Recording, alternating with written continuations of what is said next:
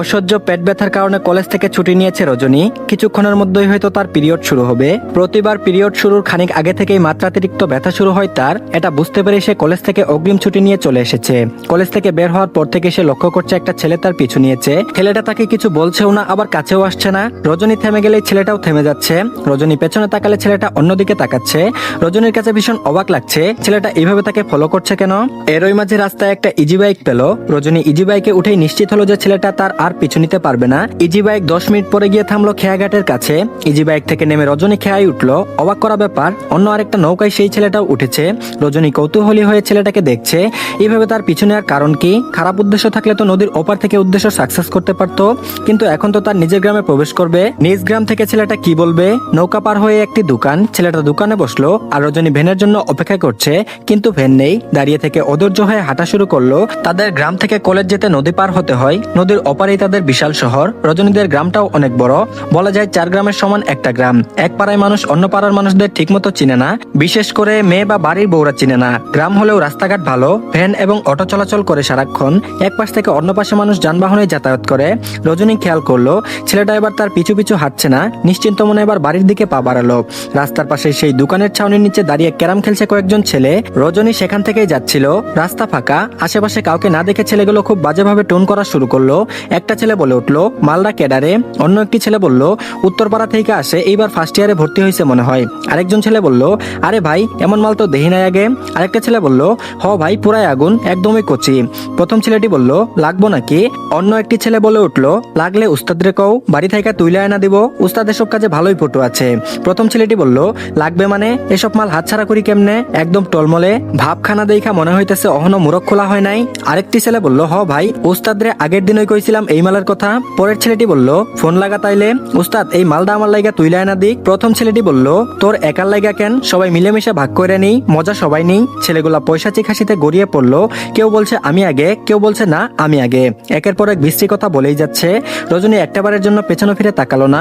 দোকানের সামনে থেকে আসার সময় শুধু একটা ছেলের মুখ নজরে পড়েছিল, বাকি ছেলেগুলোর মুখও দেখেনি, শুধু তাদের কথা শুনেছে। রজনী হাঁটার গতি বাড়িয়ে দিতেই অন্য একটা ছেলে বলে উঠলো, আরে ভাই দেখ দেখ, লাল রং করা পেছনে। আরেকজন বলল, আরে ওইটা রং না। সাথে সাথে রজনী তার জামার পেছনে তাকিয়ে দেখলো ইতিমধ্যেই তার পিরিয়ড শুরু হয়ে গিয়েছে। জামার পিছনে দাগ ভেসে উঠেছে। ছেলেগুলো বিশ্রীভাবে হেসে উঠলো। ওদের হাসিতে রজনীর সমস্ত শরীর ঘৃণা আর ভয়ে থরথর করে কেঁপে উঠলো। ভীষণ অপমান লাগলো, তার আত্মসম্মানে এমনভাবে আঘাত লাগলো, ভেতর থেকে বাদ ভাঙা কান্না উপচে এসে পড়ছে। একটা মেয়ের জীবনে সব থেকে আত্মসম্মানে লাগা কথাগুলো আজ সে শুনেছে। মেয়েরা কতটা আনসেফ তার নিজের দেশে।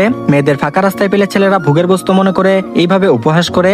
রজনী বুঝতে পারলো এই মুহূর্তে তার জীবনের সব থেকে বড় অঘটন ঘটতে চলেছে। আশেপাশেও কেউ নেই সাহায্য করার জন্য। তার মাথাটা ভন ভন করে ঘুরছে। তার বাবা বারবার বলে দিয়েছিল সে যেন এদিক সেদিক আসা যাওয়া না করে। এ পাড়ার ছেলেগুলো খুব একটা ভালো নয়, প্রয়োজনে সারাদিন দাঁড়িয়ে থাকবে তবুও যেন একা না আসে। বাবা তাহলে মিথ্যা বলেনি। ভয়ে রজনী আল্লাহকে ডাকছে আর মনে মনে দোয়া ইউনুস পড়ছে। এই মুহূর্তে কেউ যেন ফেরেস্তার মতো আসে আর তাকে এই ছেলেগুলোর হাত থেকে রক্ষা করে। বুকের ভেতর কেমন হাতুড়ি দিয়ে বাড়ি দেওয়ার মতো হচ্ছে। পেছন থেকে ছেলেগুলোর বিশ্রীকতার পরিমাণ আরো বহুগুণে বেড়ে গেল। হয়ে চোখ মুখ শুকিয়ে এসেছে, এখনই মাথা ঘুরে পড়ে যাবে এমন একটা অবস্থা। তৎক্ষণাৎ একটা বাইক তার সামনে এসে দাঁড়ালো।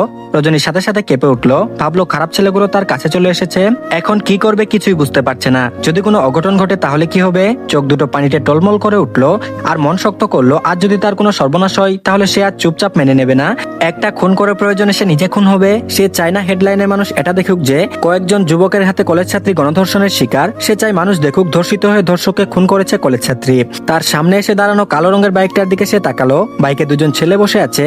পেছনে সেই ছেলেটা বসে আছে যে কলেজ থেকে আসার সময় রজনীকে ফলো করেছিল। তার সামনে হেলমেট মাথায় একটি ছেলে বসে আছে। এরই মাঝে পিছনের ছেলেটি বলে উঠলো, উস্তাদ এই সেই মেয়ে। উস্তাদ শব্দটি রজনীর কর্ণকুহরে কেমন বিশ্রী শোনালো। কিছুক্ষণ আগেই এই উস্তাদ শব্দটা কয়েকবার শুনেছে সে। সামনে বসে থাকা ছেলেটির মাথায় হেলমেট খুললো, এলোমেলো চুলগুলো হাতের আঙুল দিয়ে আছড়ে ঠিক করে নিল।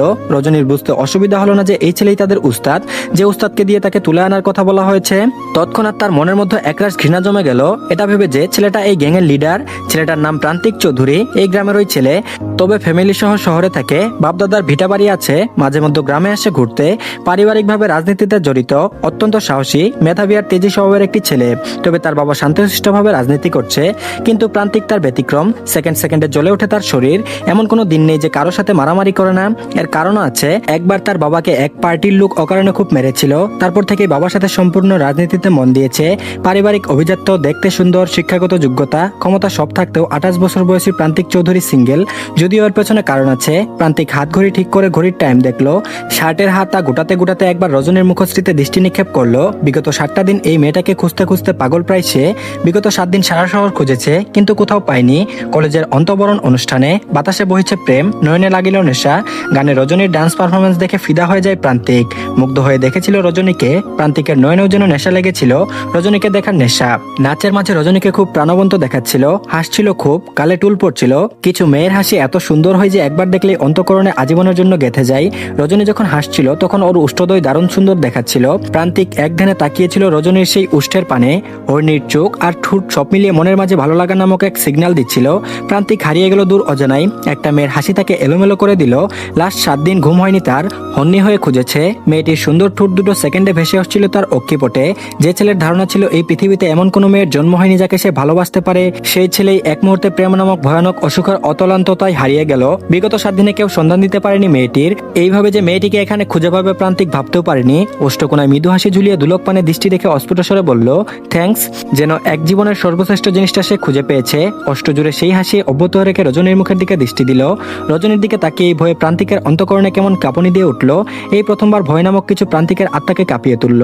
রজনীর চোখে মুখে স্পষ্ট ঘৃণার চাহনি দেখতে পেল। রজনী রাগ আর ঘৃণা ভরা দৃষ্টিতে তাকিয়ে আছে। এতক্ষণ তাকে বিশ্রী কথা বলা ছেলেগুলোর উস্তাদ তাহলে এই ছেলেটা? ওই ছেলেগুলো এত বিশ্রী আর জঘন্য, তাহলে তাদের উস্তাদটা কতটা বিশ্রী জঘন্য হতে পারে? রজনী আজ প্রমাণ পেয়েছে শুধু সুন্দর চেহারা হলেই মানুষের মন সুন্দর হয় না। অজান্তেই সুন্দর চেহারা ছেলেদের প্রতি জঘন্য এক ধারণা তৈরি হলো রজনীর। প্রান্তিক বুঝতে পারছে না কেন রজনী এভাবে রেগে আছে। এইভাবে পথ আটকে দাঁড়ানোর জন্যই কি রেগে গিয়েছে? প্রান্তিক কেমন বেসামাল হয়ে পড়েছে। কি বলবে বুঝে উঠতে পারছে না। পেছনে তাকিয়ে বলল, শ্রাবণ পানি দে তো। শ্রাবণ বাইকে বাঁধানো ব্যাগ থেকে পানি এগিয়ে দিল। প্রান্তিক রজনীর দিকে পানি এগিয়ে দিয়ে বলল, টেক ইট। রজনী বিরক্তিকর চাহনিতে তাকিয়ে আছে। জুতা মেরে গরুদান দেখে অবাক হচ্ছে। প্রান্তিক আবারও বলল, তোমাকে নার্ভাস দেখাচ্ছে। তুমি আমার ছোট হবে তাই তুমি করেই বললাম। এই পানি কেউ খায়নি, একদম ইনটেক। আমি সবসময় সাথে পানি রাখি, তোমাকে নার্ভাস দেখে দিচ্ছি। রজনীর কি বলা উচিত বুঝে উঠতে পারছে না। নিজেকে কন্ট্রোল করে বলল, লাগবে না। প্রান্তিক বুঝলো রজনী তার থেকে পানি নিতে চাইছে না। নিচের ঠোঁট কামড়ে ধরে কিছু একটা ভেবে বলল, তোমার বাবার নাম কি? রজনী সন্দিহানভাবে প্রশ্ন ছুড়ে দিল, কেন? প্রান্তিক বলল, আমি ওই গ্রামের ওই ছেলে তাই জানতে চাইছি। রজনী বলল, ও। প্রান্তিক আবারও বলল, তোমার বাবার নাম? রজনী বলল, কেন? প্রান্তিক বলল, ভয় পাচ্ছ কেন? আমি তোমার কোনো ক্ষতি করব না, আমার লাগবে তাই জানতে চাইছি। রজনী বলল, কেন লাগবে? প্রান্তিক বলল, আচ্ছা তোমার নাম কি? রজনী বলল, কি করবেন? প্রান্তিক এবার ঠোঁটে দুষ্টু হাসি টেনে বলল, শ্বশুর বাড়ি বানাবো। তোমার বাবার জামাইয়ের তো রাইট আছে তার শ্বশুর আর শ্বশুরের মেয়ের নাম জানার, তাই না? রজনী এই ছেলেটার সাথে কথা বলতেও ঘৃণা করছে। শুধু মানসম্মান বাঁচানোর জন্য ভয়ে ভয়ে কথা বলছে। প্রান্তিক বুঝতে পারছে রজনী ক্রোধান্বিত, চোখ মুখে রাগ আর ঘৃণা উপচে পড়ছে, কিন্তু ভয় পাচ্ছে বলে তাকে সহ্য করছে। প্রান্তিক অত্যন্ত মেধাবী ছেলে, সাথে বিচক্ষণ। কেউ তার সাথে কেমন ভঙ্গিতে কথা বলছে চোখ দেখেই বলে দিতে পারে। রজনীর দিকে শান্ত চোখে তাকিয়ে বলল, তুমি কি কোনো কারণে আমার উপর বিরক্ত? আমি কি ডিস্টার্ব করছি তোমাকে? রজনী বলল, না। প্রান্তিক বলল, এই কথাটা মনের বিরুদ্ধে বললে এই বিরক্তির কারণ খুঁজে বের করতে প্রান্তিক চৌধুরী 2 মিনিটও লাগবে না। রজনী বলল, আমি কি করতে পারি? প্রান্তিক বলল, অফকোর্স, বাট নামটা বলতে হবে, নাম বললেই যেতে পারবে। রজনী বলল, রজনী আমার নাম। প্রান্তিক বলল, ওয়াও, মাই ফেভারিট ফ্লাওয়ার রজনীগন্ধা। রজনী সেখান থেকে হাঁটা দিল। প্রান্তিক ডেকে বলল, এই যে রজনীগন্ধা, এত পথ হেঁটে যাবে কি করে? রজনী পেছনে তাকালো না। প্রান্তিক শ্রাবণকে বলল, বাইক নিয়ে যা, ইজি বাইক ডেকে নিয়ে আই। শ্রাবণ চলে গেল। প্রান্তিক রজনীর জামার পেছনে খেয়াল করলো। গায়ের শার্ট খুলে রজনীর সামনে গিয়ে দাঁড়ালো। রজনী আতঙ্কে কেঁপে উঠলো শার্ট খোলা দেখে। শার্টের নিচে সাদা গেঞ্জিও আছে। প্রান্তিকের দৃষ্টি রজনীর ঠোঁটের দিকে নিবদ্ধ। রজনী বুঝতে পারলো প্রান্তিক তার ঠোঁটের দিকেই তাকিয়ে আছে। এবার প্রান্তিক হেসে দিয়ে বলল, এত ভয়? কখনো ভয় দেখছি, কখনো রাগ, কখনো ঘৃণা, বাট হোয়াই? বলে শার্টটা রজনীর পেছনে বেঁধে দিল। রজনী এই ঘটনার জন্য একদম প্রস্তুত ছিল না। সে ভেবেছিল অন্য কিছু। রজনী বিস্ময়বোধনে দেখছে প্রান্তিকের ভালো সাজার অভিনয়। কতগুলো নোংরা জানোয়ারদের পেলে রেখেছে। তাকে বিছানায় নিতে যারা জঘন্য কথা বলছে এবং যার সাহায্য বিছানায় নেবে তার এমন নারীদের প্রতি মারাত্মক রেসপেক্টে রজনীর কাছে আরো জঘন্য লাগছে। সত্যি বলতে এসব সে হজম করতে পারছে না। থুতু ছুঁড়ে মারতে ইচ্ছা করছে, বলতে ইচ্ছা করছে, অমানুষ জানোয়ার, এভাবে ভালো মানুষের মুখোশ পড়লে কি ভালো হতে পারবি? আমার জীবনের দেখা সব থেকে ঘৃণিত মানুষ তুই। রজনী প্রান্তিকের শার্ট খুলে ফেলার চেষ্টা করতে প্রান্তিক রজনীর হাত চেপে ধরলো। প্রান্তিকের হাতের স্পর্শে ঘৃণায় ওর শরীর রিরি করে উঠল। রজনীকে স্পর্শ করা মাত্রই প্রান্তিকের শরীর ভয়ঙ্করভাবে কেঁপে উঠল। এর আগে কোনো নারী স্পর্শ প্রান্তিককে এভাবে কাঁপাতে পারেনি। হাত চেপে ধরার সাথে সাথে রজনীর কোমরেও প্রান্তিকের হাত লেগে গেল অসাবধানতায়।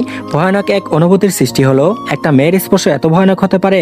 রজনী তড়িৎ গতিতে সরে দাঁড়ালো। প্রান্তিক বুঝতে পারলো তার স্পর্শ মেয়েটা ভালোভাবে নেয়নি। এটা ভেবে প্রান্তিক মনে মনে শান্তিবোধ করলো। সেই ম্যাজিশিয়ান মেয়ে সে পেয়ে গিয়েছে। কেননা প্রান্তিক চৌধুরীর কাছে আসার জন্য মেয়েরা কত সস্তা কাজ করে, সেখানে একটা বাচ্চা টাইপ মেয়ে হয়ে কিনা তার স্পর্শতে বিরক্ত বোধ করলো। আনমনে বলল, ইউ আর রিয়েলি গ্রেট রজনীগন্ধা। রজনী আবারও শার্টের গিট খোলার চেষ্টা করতেই প্রান্তিক বলল, আই থিঙ্ক শার্টটা খোলা ঠিক হবে না। কেন ঠিক হবে না আমি ডিটেলসে বলতে পারছি না। এসব বিষয়ে তোমার সাথে খোলামেলা আলোচনা করলে তুমি লজ্জা পাবে। তবুও যদি তুমি ঘাওড়ামি করে খুলতে চাও তাহলে তোমাকে আমার ডিটেলসে বোঝাতে হবে। এর মাঝে একটি অটো এসে থামলো। শ্রাবণ ওই অটোটা পাঠিয়েছে। প্রান্তিক প্যান্টের পেছন পকেট থেকে মানিব্যাগ বের করে অটোওয়ালাকে 100 টাকা বের করে দিল। অটোওয়ালা বলল, ভাঙতে নাই বাজান। প্রান্তিক বলল, দিতে হবে না, নিয়ে নিন। অটোওয়ালার চোখ মুখ আনন্দে চকচক করে উঠল। 15 টাকার পথ 100 টাকা পেলে কে না খুশি হয়। রজনী চুপচাপ দাঁড়িয়ে দেখছে আর ভাবছে, মানুষ এত ওভার অ্যাক্টিং কিভাবে করে। শেষমেশ এই ছেলে ঠিক করা অটোতে উঠতে হবে। এই মুহূর্তে না তার উঠে উপায় নেই। চুপচাপ অটোতে উঠে গেল। রজনী অটোতে উঠে চলে গেলে শ্রাবণ চলে এলো। শ্রাবণ এসে বলল, ভাই ভাবি চলে গিয়েছে। প্রান্তিকের মুখাবয়ব এমন কঠিন রূপ ধারণ করলো। গায়ে সাদা রঙের গেঞ্জি টেনে ঠিকঠাক করে বলল, সিগারেট আর লাইটার তার ড্রেস শ্রাবণ। শ্রাবণ লাইটার আর সিগারেট এগিয়ে দিল। প্রান্তিক সিগারেট জ্বালালো। নাক দিয়ে গোল গোল করে ধোঁয়া ছেড়ে হুঙ্কার দিয়ে বলল, রজনী ফুল আমার উপর এত ক্রোধান্বিত কেন? শ্রাবণ বলল, ভাই এটাই তো বুঝলাম না। দেখে মনে হলো অনেক আগে থেকেই চিনে আপনাকে, যেন এক জনমের শত্রুতা। চোখে মুখে আপনার উপর বিষাক্ত কিছু দেখলাম। প্রান্তিক বলল, রজনী ফুলের আমার প্রতি এমন ধারণা হওয়ার কারণ কি? রজনী ফুলে তো কাটা নেই, আছে শুধু সুবাস। আমি রজনী ফুলের সুবাস চাই, এমন কাটা নয়। খোঁজ লাগা কি কারণে রজনী ফুল এমন রেগে আছে। শ্রাবণ বলল, জি ভাই টেনশন করবেন না, ভাবির রাগ করার কারণ খুঁজে বের করবো। তবে একটা নিউজও আছে, শুনলে আপনি আগুন লাগাই দিবেন। প্রান্তিক বলল, এমন অঘটনের কারণেই তো বুঝলাম না। আকাশ পাতাল তন্ন তন্ন করে খুঁজে বের করে রজনী ফুলের ক্রোধান্বিত হওয়ার কারণ, সেই কারণ খুঁজে বের করে আমি দুনিয়া থেকে ভ্যানিশ করে দেবো সেই কারণ, যে কারণে রজনীগন্ধা রাগ করে। ওই ফুলে আমি সুবাস চাই, ওই সুবাসে আমি মাতোয়ারা। রজনীগন্ধা তোমার ঘৃণাভরা দৃষ্টিতে আমি মৃত, তোমার নেশায় আমি জীবিত।